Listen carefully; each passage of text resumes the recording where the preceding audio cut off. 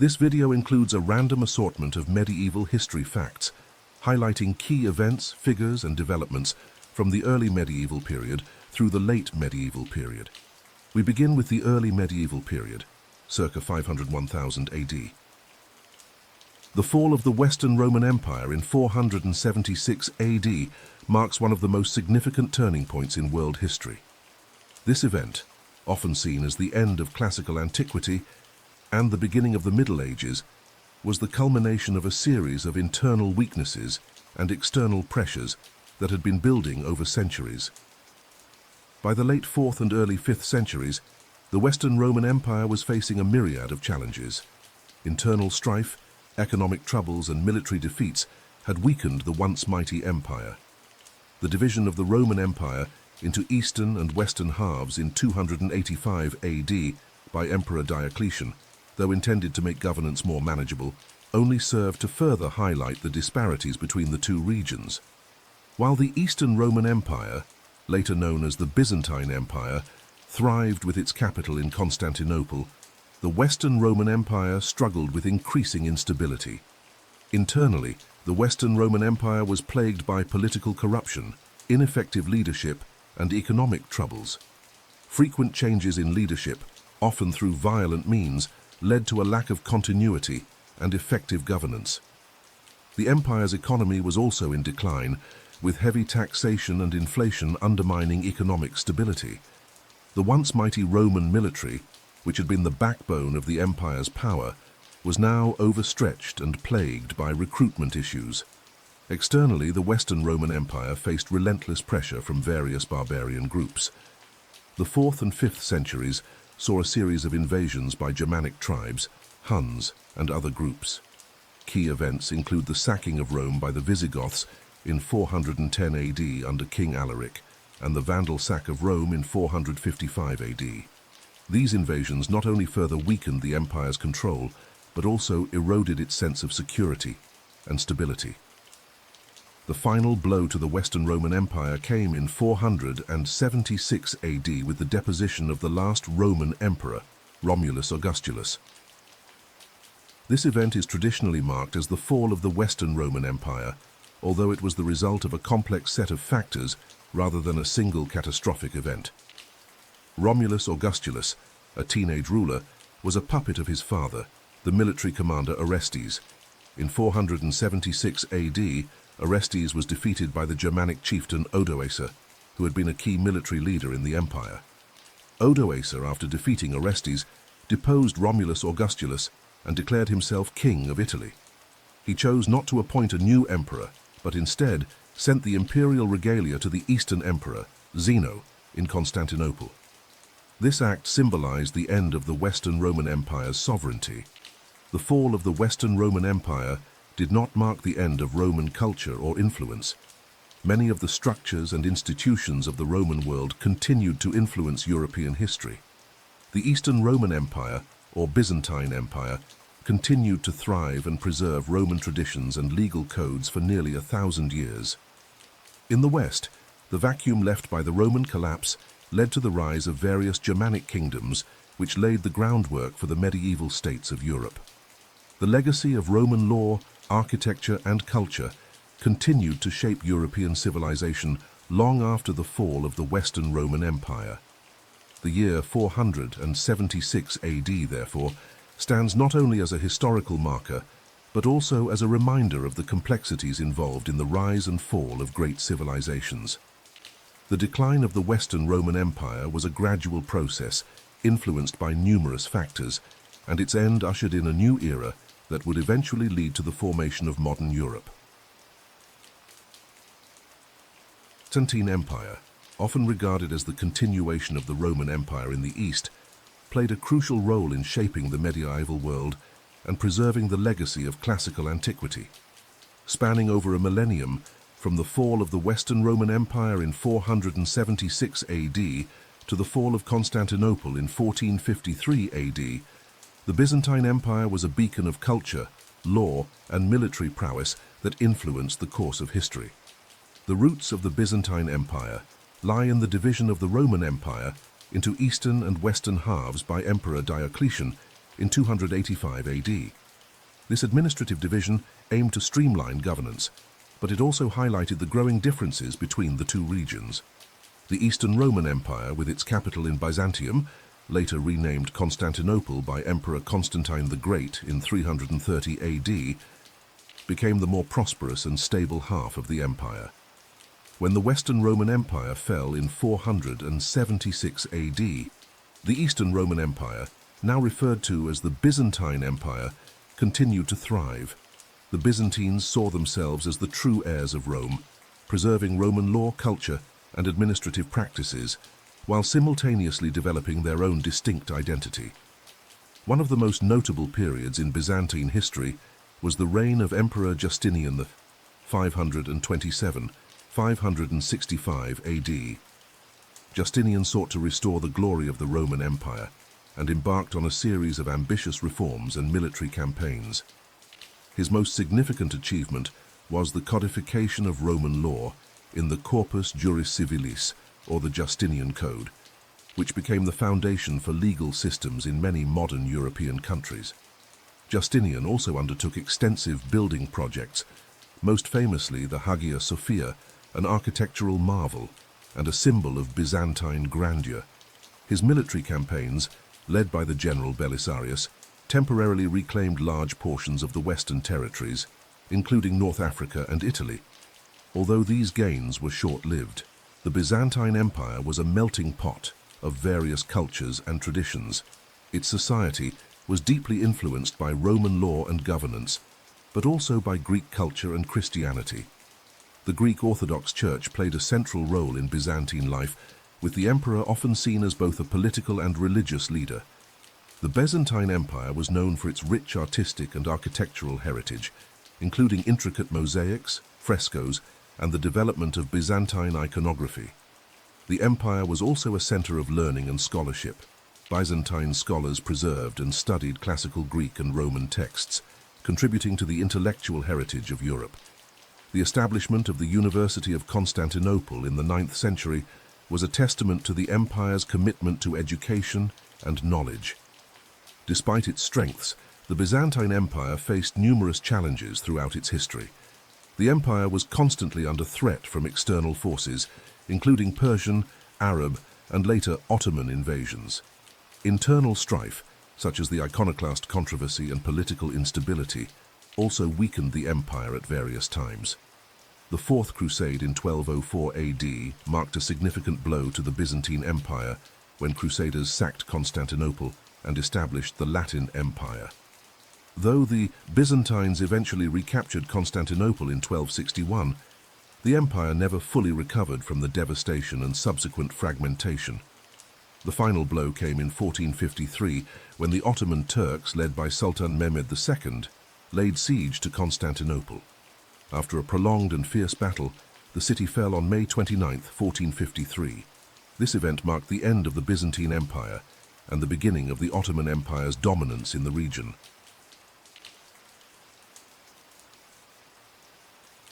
Charlemagne, also known as Charles the Great, stands as one of the most pivotal figures in European history.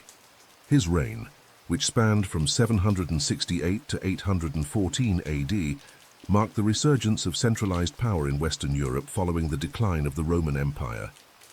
Often referred to as the Father of Europe, Charlemagne's influence extended far beyond his lifetime, shaping the political and cultural landscape of medieval Europe. Born around April 2, 742, to Pepin the Short and Bertrada of Lyon, Charlemagne was initially not expected to become a significant ruler. His father Pepin had been the mayor of the palace, a powerful position under the Merovingian kings, but had himself ascended to the throne of the Frankish kingdom, establishing the Carolingian dynasty. Upon Pepin's death in 768, Charlemagne and his brother Carloman inherited the kingdom. However, Carloman's premature death in 771 left Charlemagne as the sole ruler of the Frankish Empire. Seizing the opportunity, Charlemagne embarked on a series of military campaigns and administrative reforms that would significantly expand and consolidate his realm. Charlemagne's reign was marked by relentless military campaigns aimed at expanding his territory and consolidating control over the fragmented Frankish lands. He waged successful campaigns against the Lombards in Italy, Saxons in the north, and Moors in the south. His conquest of the Saxon territories, a brutal and protracted series of wars, culminated in the forced conversion of the Saxons to Christianity, reflecting Charlemagne's commitment to both military and religious expansion. In addition to territorial gains, Charlemagne's military prowess helped to stabilize the region, which had been plagued by constant invasions and internal strife. His control extended over modern-day France, Germany, the Low Countries, Switzerland, and parts of Italy, creating a vast empire that was unparalleled in Western Europe. Charlemagne's impact extended beyond military conquest into the realms of culture and administration. His reign initiated the Carolingian Renaissance, a revival of art, culture, and learning, inspired by classical traditions. Charlemagne invited scholars and intellectuals to his court, including Alcuin of York, who played a key role in educational reforms. This period saw the establishment of a palace school, where scholars worked to preserve and copy classical texts, laying the groundwork for the intellectual revival of the Middle Ages. Charlemagne also implemented significant administrative reforms, decentralizing governance while maintaining a strong central authority. He established a system of local administration through the use of counts and missi dominici, royal envoys, to ensure the enforcement of royal policies and justice across his vast empire. This system helped to manage the diverse and widespread territories under his control. One of the most defining moments of Charlemagne's reign came on December 25th, 800, when he was crowned Emperor of the Romans by Pope Leo III in a ceremony at St. Peter's Basilica in Rome. This coronation marked the revival of the Western Roman Empire and symbolized the fusion of Roman, Christian, and Germanic traditions. Charlemagne's empire was now considered the legitimate successor to the fallen Roman Empire, and his rule was seen as a unifying force in medieval Europe. Charlemagne's legacy was profound. He is often credited with laying the foundations for modern Europe, promoting the concept of Christendom and influencing the political and cultural development of the continent. His empire, although fragmented after his death, continued to shape European history. The Treaty of Verdun in 843, which divided Charlemagne's empire among his grandsons, set the stage for the emergence of the modern states of France and Germany. Charlemagne died on January 28, 814, and was succeeded by his son Louis the Pious. His reign left an indelible mark on European history, and he was posthumously canonized as a saint by some traditions, underscoring his lasting influence. In summary, Charlemagne's reign represents a transformative period in European history. His achievements in military conquest, administrative reform, and cultural revival earned him the title of Father of Europe, and his legacy continues to resonate through the centuries as a symbol of unity and leadership in medieval Europe.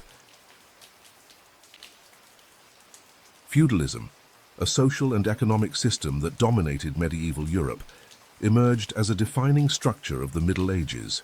Rooted in the collapse of the Western Roman Empire and the subsequent political and social upheaval, feudalism provided a framework for organizing society and managing land and labor.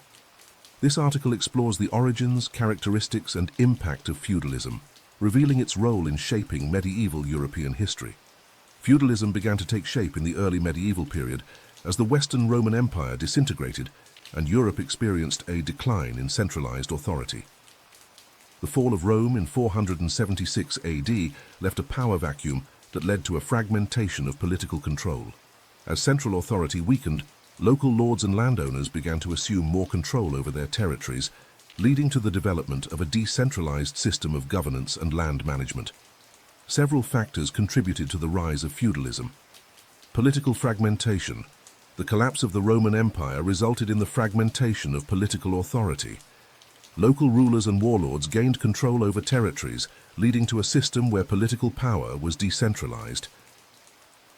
Economic decline. The decline of long-distance trade and urban centers led to a reliance on localized agriculture. As cities fell into disrepair, rural estates became the primary centers of economic activity. Viking and barbarian invasions, frequent invasions by Viking, Magyar, and Saracen raiders, further destabilized Europe. In response, local lords fortified their lands and offered protection to their vassals in exchange for military service. Feudalism was characterized by a hierarchical structure based on land ownership and reciprocal obligations. The key components of the feudal system included the king. At the top of the feudal hierarchy was the king or monarch, who theoretically owned all the land in the kingdom. However, the king's power was often limited by the influence of powerful nobles and regional lords. Nobles and lords. Below the king were the nobles and lords, who were granted large estates by the monarch. These lords managed their lands and exercised authority over the peasants living on them. In exchange for land, they provided military service and counsel to the king. Vassals and sublords. Nobles often granted portions of their lands to vassals or sublords in exchange for loyalty, military service, and other obligations. This system of subinfeudation created a complex web of relationships between landowners and their dependents, serfs and peasants. At the bottom of the feudal hierarchy were the serfs and peasants who worked the land. Serfs were bound to the land and could not leave without their lord's permission, while peasants had more freedom but still faced significant economic and social constraints. They provided agricultural labor and paid rents or services to their lords in exchange for protection and the right to live on the land. The relationship between lords and vassals was formalized through the feudal contract, an agreement that defined the mutual obligations of both parties. This contract typically included homage and fealty. The vassal pledged loyalty and service to the lord, promising to defend and support the lord in times of need. In return, the lord granted the vassal a fief, or landholding, which could be used to generate income and support the vassal's household. Military service. Vassals were required to provide military service to their lords, typically for a specified number of days per year. This service was essential for the defense of the lord's lands and the maintenance of order. Feudal dues. In addition to military service, vassals often owed various feudal dues, such as financial payments or contributions to special occasions like the lord's court or weddings. Feudalism profoundly impacted medieval European society and shaped the course of history. Its effects included decentralized governance. Feudalism led to a decentralized political structure, with local lords wielding significant power and authority over their lands. This system contributed to the fragmentation of political power and the development of numerous regional identities. Economic structure. The manorial system, a key component of feudalism, organized rural life around large estates or manors. This system promoted self-sufficiency and reduced reliance on long-distance trade, but also limited economic mobility for peasants and serfs. Social hierarchy. Feudalism reinforced a rigid social hierarchy with distinct classes and limited social mobility. The relationship between lords and vassals was based on mutual obligations, while peasants and serfs occupied the lowest rung of society. Cultural and legal influence. Feudalism influenced medieval European culture and legal systems, including the development of chivalric codes and the evolution of customary law. The Middle Ages, spanning roughly from the 5th to the late 15th century, was a transformative period for Christianity. From its origins in the Roman Empire to its dominance across Europe, the spread of Christianity during the medieval era was marked by fervent missionary activity, political alliances, and cultural integration. This article explores the key factors that facilitated the expansion of Christianity and its impact on medieval European society. The spread of Christianity during the early Middle Ages was a continuation of the mission that began in the Roman Empire. After the fall of Rome in 476 AD, the Christian Church emerged as a stabilizing force in a fragmented Europe. The Church's influence grew as it assumed roles in both spiritual and temporal affairs. Monasticism played a crucial role in spreading Christianity throughout Europe. Monasteries, such as those founded by Saint Benedict, became centers of learning, missionary activity, and agricultural development.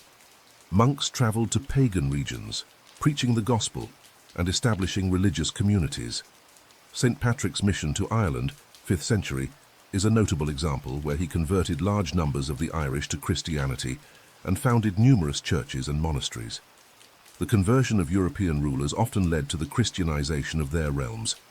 For instance, the conversion of Clovis I, king of the Franks, in 496 AD, significantly influenced the Frankish kingdom's adoption of Christianity.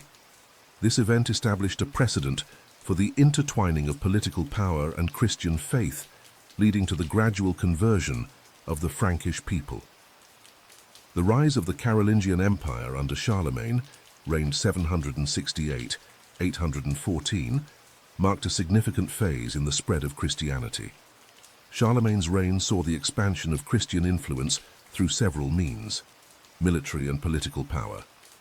Charlemagne's conquests in Saxony and other regions involved both military campaigns and missionary efforts. The forced conversion of the Saxons to Christianity exemplifies how religious and political strategies were intertwined. Charlemagne also worked closely with the Pope, reinforcing the alliance between the Carolingian dynasty and the papacy. Educational and liturgical reforms. Charlemagne's support for the Carolingian Renaissance promoted the development of religious and educational institutions. The establishment of cathedral schools and the promotion of standard liturgical practices helped to unify and spread Christian teachings. The papacy emerged as a central institution in the Christian Church during the Middle Ages, significantly influencing the spread of Christianity. Missionary endeavors. Popes played a key role in missionary activities and in the organization of church missions. The Pope's authority helped to coordinate efforts to spread Christianity across Europe and beyond. Crusades. The Crusades, beginning in the late 11th century, were military expeditions aimed at reclaiming the Holy Land from Muslim control.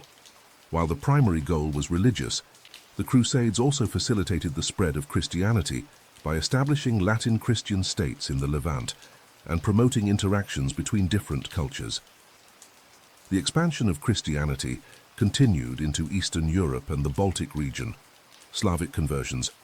The missionary work of figures such as Saints Cyril and Methodius in the 9th century was instrumental in the Christianization of the Slavic peoples. They created the Glagolitic alphabet and translated the Bible into Old Church Slavonic, facilitating the spread of Christianity among the Slavs. Baltic Crusades. The Christianization of the Baltic region was achieved through the Northern Crusades, which began in the 12th century. These campaigns, conducted by the Livonian Brothers of the Sword and other military orders, aimed to convert the pagan peoples of the Baltic region to Christianity.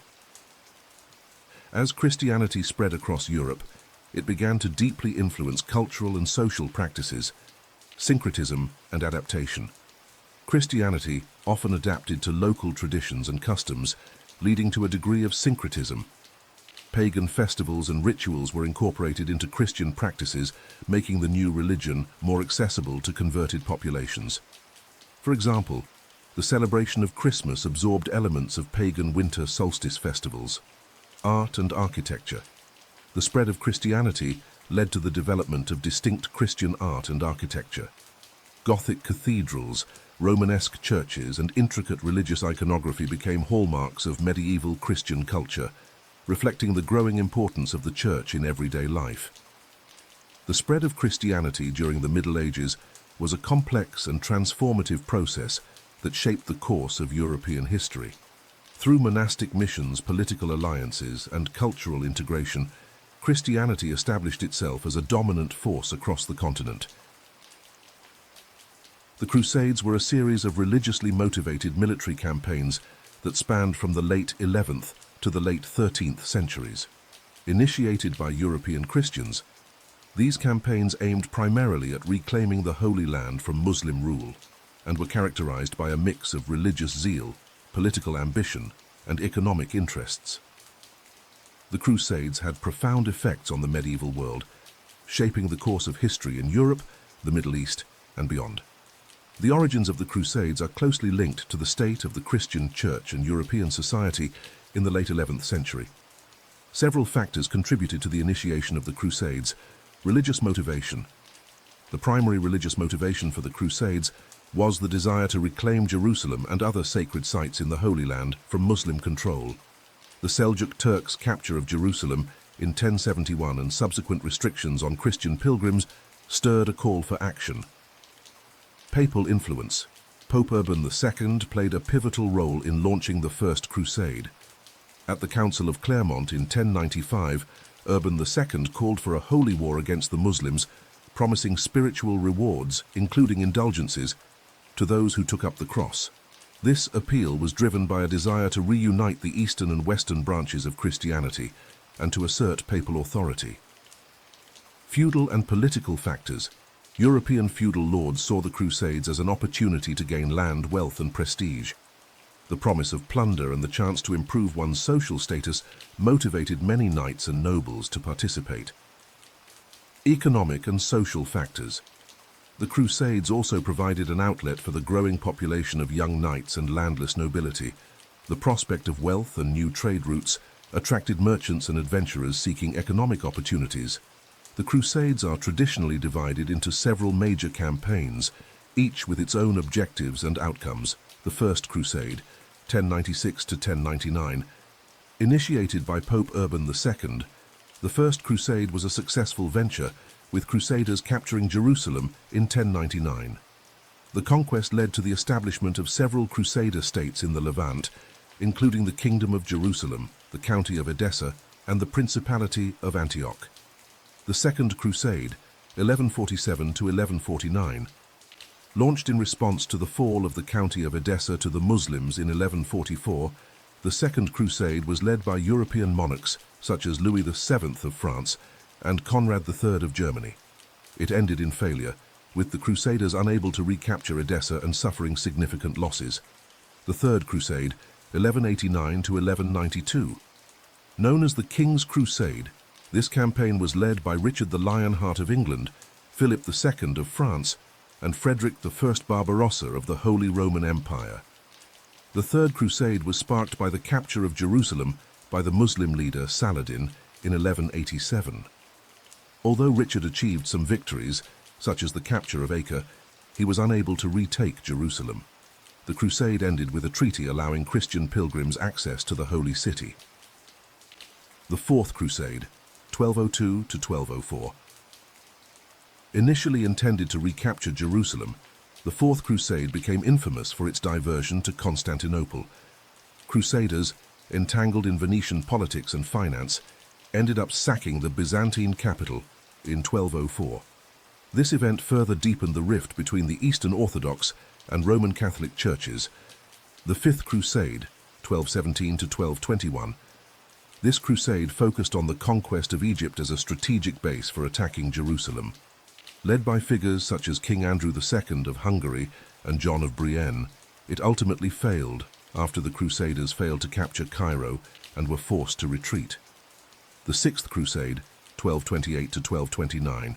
Led by Emperor Frederick II, the Sixth Crusade achieved a diplomatic victory by negotiating the return of Jerusalem to Christian control. Frederick's approach differed from previous military campaigns and focused on negotiation rather than conquest. The Seventh Crusade, 1248 to 1254. Led by King Louis IX of France, the Seventh Crusade targeted Egypt. The campaign ended in failure, with Louis IX being captured and later ransomed. The Crusaders achieved little and were forced to withdraw. The Eighth Crusade, 1270, also led by Louis IX, this crusade aimed to conquer Tunisia as a strategic base for future campaigns. However, it ended in failure with Louis IX's death from illness and the withdrawal of the Crusaders, the Ninth Crusade, 1271 to 1272. The final major crusade was led by Prince Edward of England. It achieved some minor successes, but ultimately failed to make a significant impact.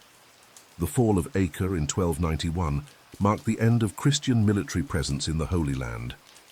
The Crusades were a complex and multifaceted phenomenon that shaped the course of medieval history. Driven by a blend of religious fervor, political ambition, and economic interests, these campaigns had far-reaching consequences for Europe and the Middle East. The Magna Carta, signed in 1215, stands as one of the most significant documents in the history of democracy and constitutional law. Often hailed as a cornerstone of liberty and justice, this Charter of Rights emerged from the political turmoil of medieval England and laid the groundwork for the development of modern legal and political systems. The Magna Carta, which means Great Charter, was a result of escalating tensions between King John of England and his barons. King John's reign, 1199 to 1216, was marked by a series of disputes, both domestic and international. His heavy taxation and arbitrary rule led to widespread discontent among the nobility and common people. Several factors contributed to the drafting of the Magna Carta: oppressive taxation and arbitrary rule. King John's heavy taxation to fund wars and his arbitrary enforcement of laws created widespread dissatisfaction. His conflicts with France, especially his failed campaigns to reclaim lost territories, drained the kingdom's resources and led to severe financial burdens on his subjects. Disputes with the nobility. John's strained relationships with his barons, who were critical to the governance and defense of the realm, further fueled unrest. His treatment of the nobility, including the seizure of lands and the refusal to honor feudal obligations, led to a loss of support among the powerful landowners. The role of the Church. The dispute between King John and Pope Innocent III over the appointment of the Archbishop of Canterbury also played a role. The Pope excommunicated John, leading to further political instability and weakening the king's position. In 1215, the barons, led by figures such as Robert Fitzwalter and Stephen Langton, the Archbishop of Canterbury, forced King John to negotiate. The result was the Magna Carta, signed on June 15, 1215, at Runnymede, a meadow by the River Thames. The Magna Carta consisted of 63 clauses addressing a wide range of issues. Some of its most significant provisions include limitation of royal authority. The Magna Carta sought to limit the king's absolute power. Clause 39, for example, stated, "No free man shall be taken or imprisoned except by the lawful judgment of his peers or by the law of the land." This clause established the principle that even the king was subject to the law and that justice could not be arbitrarily dispensed. Protection of barons' rights. Many provisions focused on the rights of the barons and the protection of their property. The Charter aimed to curb the king's ability to levy excessive fines and seize lands without proper legal processes. Due process and fair trial. The Magna Carta introduced the concept of due process. Clauses 40 and 41 emphasized that justice should be administered fairly and without delay, and that individuals should not be deprived of their rights or property without legal proceedings. Feudal obligations and taxation. The Charter addressed issues related to feudal obligations and taxation. It sought to regulate the conduct of the king in relation to feudal duties, ensuring that taxes and levies were fair, and that the king adhered to agreed-upon terms with his vassals. The Magna Carta was not a permanent solution to the political conflicts of the time. King John initially agreed to the Charter, but quickly sought to evade its provisions. The resulting civil war led to the First Barons' War, and the Charter was reissued and amended several times in subsequent years. Reissues and amendments. The Magna Carta was reissued with amendments in 1216, 1217, and 1225. Each reissue was part of efforts to address ongoing disputes and to stabilize the kingdom. Notably, the 1225 version, issued by King Henry III, confirmed many of the original Charter's provisions and was endorsed by the new monarch. Legacy and symbolism.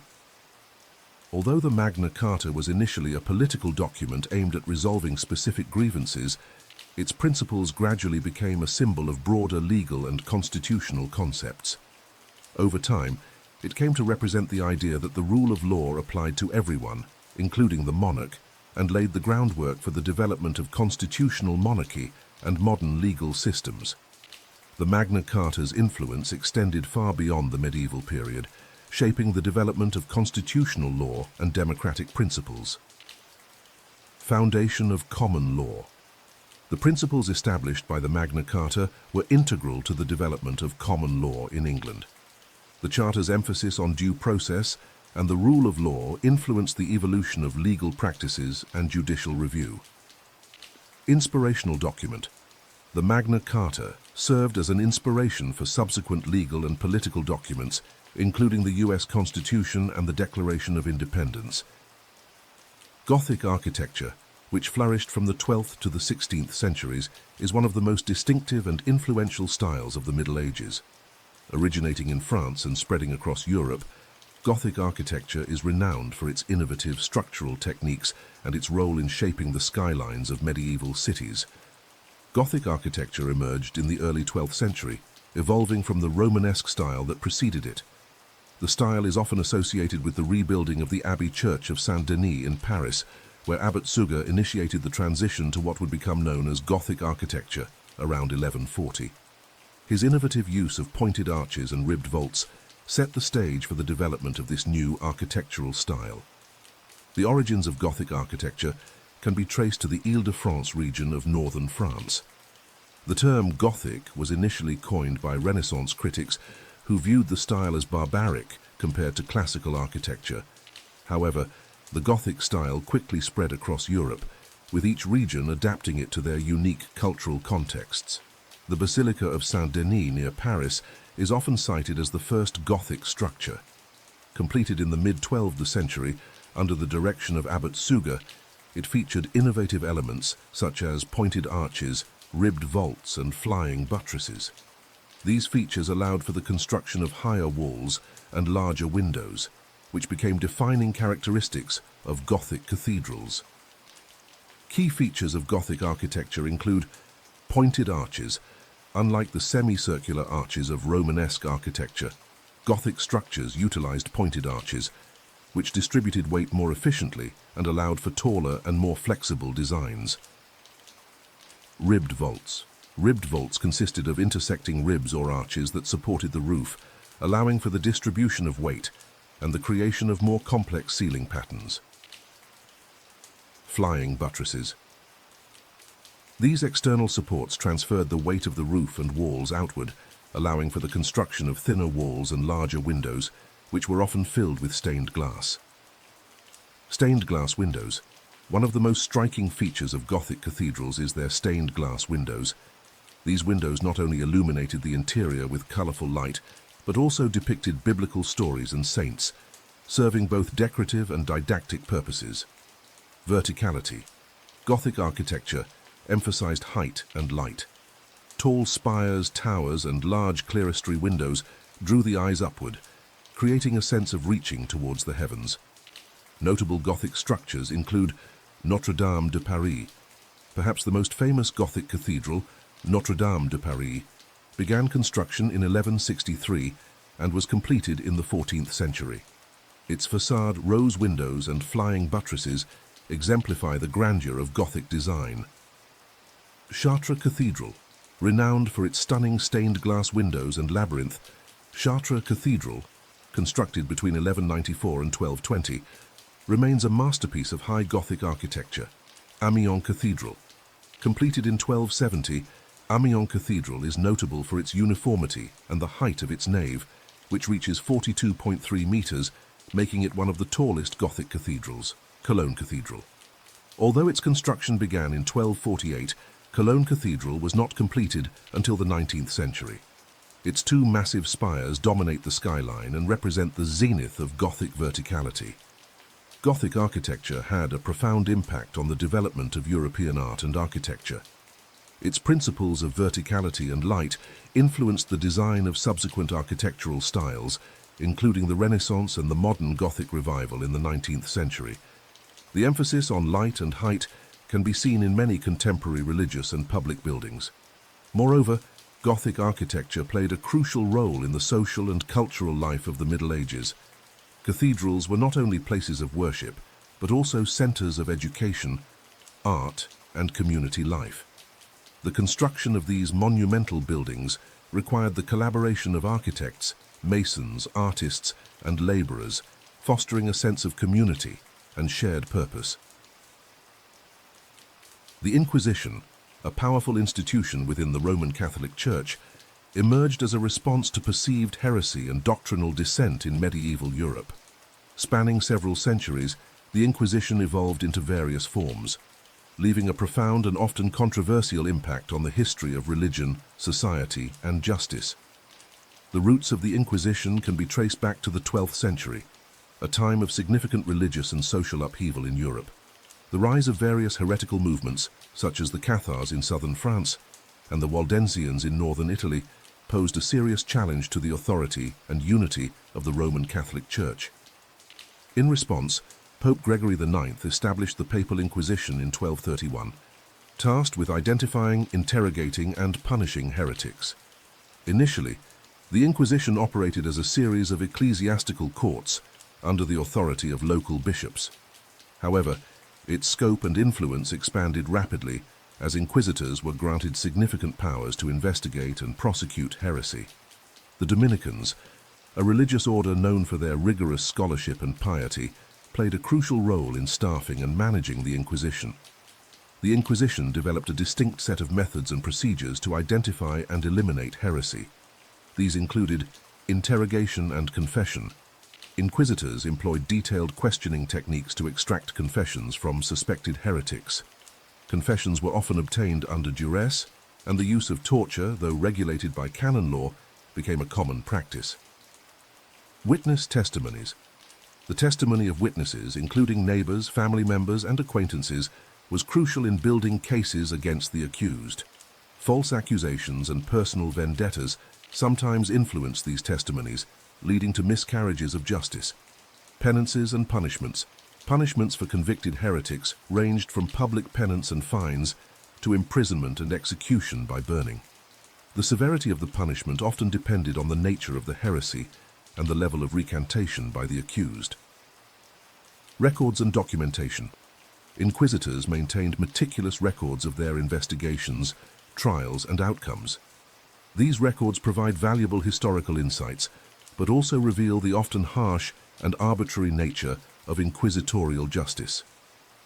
The Spanish Inquisition, established in 1478 by Ferdinand II of Aragon and Isabella I of Castile, is perhaps the most infamous and well-documented branch of the Inquisition. Initially aimed at ensuring the orthodoxy of converted Jews, conversos, and Muslims, moriscos, it quickly expanded its scope to include a wide range of heretical and dissenting beliefs. Under the leadership of figures like Thomas de Torquemada, the Spanish Inquisition became notorious for its brutality and extensive use of torture. Thousands of individuals were tried and executed, and the institution played a significant role in shaping Spain's religious and cultural landscape during the late medieval and early modern periods. The Roman Inquisition, established in 1542 by Pope Paul III, aimed to centralize and strengthen the Church's efforts to combat heresy. One of its most famous cases involved the trial of the astronomer Galileo Galilei in 1633. Galileo's support for the heliocentric model of the solar system, which contradicted the Church's geocentric view, led to his condemnation and house arrest. This episode highlighted the tension between scientific inquiry and religious orthodoxy during the Renaissance. The legacy of the Inquisition is complex and multifaceted. On one hand, it represents a period of religious intolerance and persecution, marked by fear, coercion, and injustice.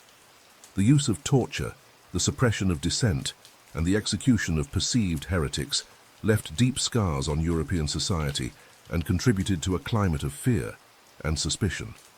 On the other hand, the Inquisition also played a role in preserving religious unity and doctrinal purity within the Catholic Church. Its efforts to combat heresy and enforce orthodoxy helped to maintain the Church's authority during a time of significant challenges and changes. In modern times, the Inquisition is often viewed as a dark chapter in the history of the Catholic Church. However, it also serves as a reminder of the complexities of religious and social dynamics in medieval and early modern Europe. The Church has since acknowledged and apologized for the excesses and injustices of the Inquisition, and scholars continue to study its history to better understand its impact on European civilization.